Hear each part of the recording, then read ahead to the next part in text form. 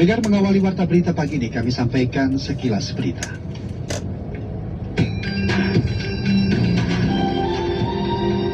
Tenaga ahli utama kantor staf Presiden atau KSP Abraham Wirotomo menegaskan bahwa pemerintah siap menghadapi lonjakan kasus COVID-19 varian Omicron. Ia menekankan bahwa saat ini sudah menyiagakan 1.011 rumah sakit dan 82.168 tempat tidur untuk pasien COVID-19. Kementerian Perhubungan melalui Direktur Jenderal Perhubungan Darat Budi Setiadi mengimbau masyarakat untuk kembali ke Jabodetabek setelah 2 Januari 2022 guna menghindari kemacetan. Kasus baru di Australia pada minggu kemarin turun ketika orang-orang menjalani tes COVID-19 pada akhir pekan liburan berkurang. Kendati jumlahnya masih ternyata berada di atas 30.000 orang.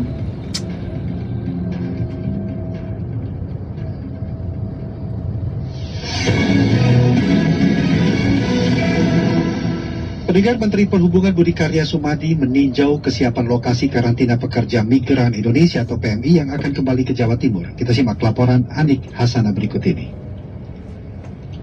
Pelaksanaan karantina selama 10 hari, karena rata-rata PMI ini bukan dari 13 negara yang harus karantina. Menteri Perhubungan RI Budi Karya Sumadi meninjau secara langsung lokasi karantina bagi pekerja migran Indonesia PMI yang akan kembali ke tanah air, khususnya ke Jawa Timur. Menyusul akan dibukanya penerbangan internasional melalui Bandara Juanda khusus bagi PMI. Meninjau tempat karantina di Lembaga Penjaminan Mutu Pendidikan LPMP Jatim, Menhub didampingi Kepala Badan Nasional Penanggulangan Bencana BNPB Letjen TNI Suharyanto, Gubernur Jawa Timur Khofifah Indar Parawansa, serta sejumlah kepala organisasi perangkat daerah UPD Jatim. Budi Karya menjelaskan, pantauan ini merupakan instruksi dari Menteri Maritim dan Investasi Marves sebagai bentuk pengecekan akhir persiapan tempat karantina untuk kepulangan PMI. Ia memberikan apresiasi kepada pemerintah daerah yang bekerja luar biasa, baik yang ada di Asrama Haji Sukolilo maupun di LPMP. Menhub mengakui jumlah tempat yang dipakai untuk karantina masih terbatas, sehingga dibutuhkan learning process di mana formatnya adalah untuk sementara ini penerbangan internasional yang diperkenankan adalah khusus PMI saja dengan mekanisme penerbangan bertahap. Nah, apa yang akan kita rekomendasikan kira-kira memang staging ya. Pertama kali 3 kali seminggu ya. Terus nanti baru meningkat lagi menjadi 6 kali seminggu. Volumenya pun akan kita manage sesuai dengan berapa besar Pak Kapolda, Gubernur dan Pak Kapolda bisa menyediakan tempat itu. Sementara itu, Kepala BNPB Letjen TNI Suharyanto menuturkan, kapasitas karantina khusus untuk PMI di Jawa Timur sebanyak 1.900 tempat tidur yang tersebar di berbagai lokasi seperti Asrama Haji, LPMP, serta Kementerian Agama Perwakilan Jawa Timur. Kekurangannya adalah hotel-hotel yang bintang 2, bintang 3, ada beberapa hotel itu nanti juga untuk pelaksanaan karantina selama 10 hari, karena rata-rata PMI ini bukan dari 13 negara yang harus karantina 14 hari. Mantan Pangdam 5 Brawijaya ini berharap fasilitas karantina ini akan difungsikan pada tahun 2022. Kemudian segala kekurangan-kekurangan yang ada di Jakarta atau kasus-kasus yang ada di Wisma Atlet diharapkan tidak terjadi di Surabaya, Jawa Timur. Ani Hasana melaporkan.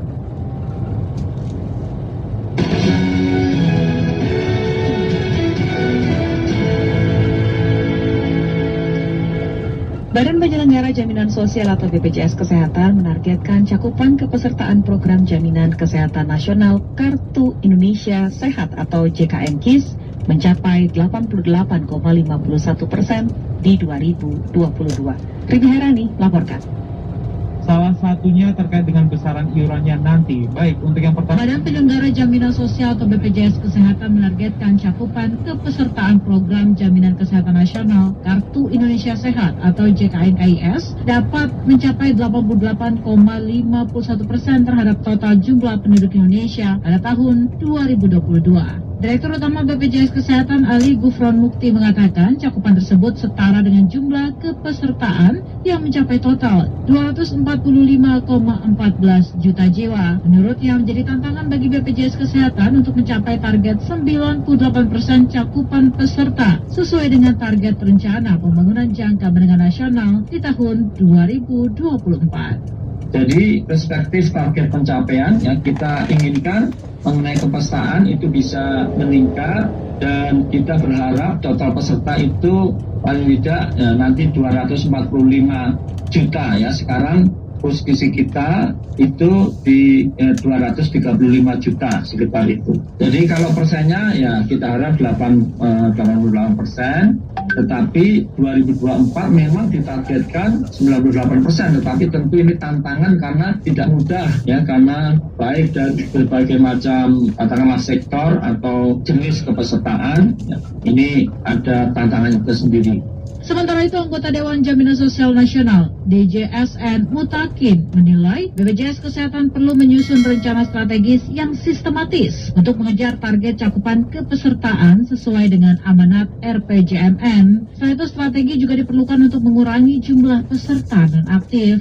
Data yang disampaikan oleh BPJS Kesehatan hampir 300.000 ya Pak Dirut ya, yang menggunakan program regenerasi tunggakan iuran ini. Nah, ini tentu ini menunjukkan bagaimana kebutuhan dari masyarakat untuk ikut serta dalam program ini masih tinggi. Tetapi memang kemampuan mereka untuk membayar secara langsung ketika mereka tidak mampu untuk membayar tunggakan itu tentu menjadi masalah.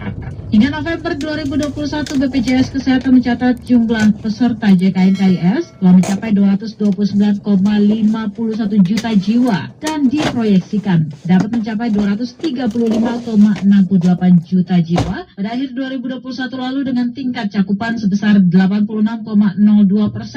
Adapun BPJS Kesehatan juga akan mengimplementasikan program rencana pembayaran iuran bertahap atau rehab di tahun 2022 untuk memudahkan peserta JKNKIS, pekerja bukan penerima upah dan bukan pekerja, melunasi tunggakan iuran mereka. Pemerintah melalui BKKBN RI berkomitmen menurunkan angka stunting mencapai 14% hingga 2024. Laporan disampaikan Gautama Indra Praja berikut ini. Kalau panjenengan untuk mengasih makanan pada balita ibu-ibu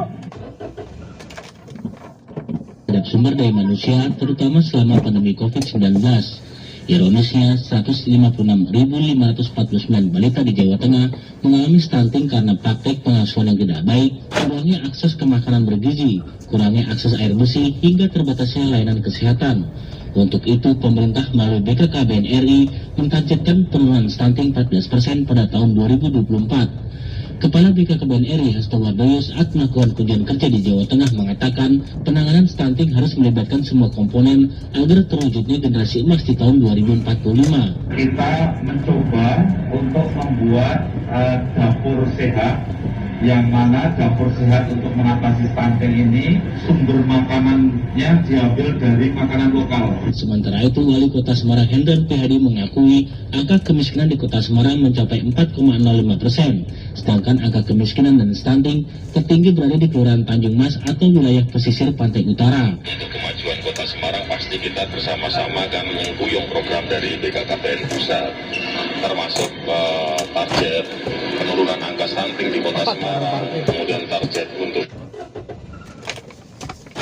di Kota Semarang kami matur nuwun. Ketua Tim Penggerak PKK Kelurahan Tanjung Mas Semarang, Asih Margo kepada RRI saat mengungkapkan angka stunting di wilayah tertinggi sekecamatan Semarang Utara sehingga perlu penanganan serius dari semua pihak. Kami dibantu PMT khususnya, tapi khusus untuk balita stunting. Kebetulan di wilayah kami, khususnya di Tanjung Mas, itu memang stuntingnya untuk kecamatan Semarang Utara tertinggi. Meskipun angka stunting di wilayah pesisir Kota Semarang masih tinggi, namun pemerintah Kota Semarang dinilai berkontribusi besar terhadap penurunan stunting karena angka stuntingnya saat ini mencapai 3% atau lebih rendah dari angka nasional yang mencapai 27,6%.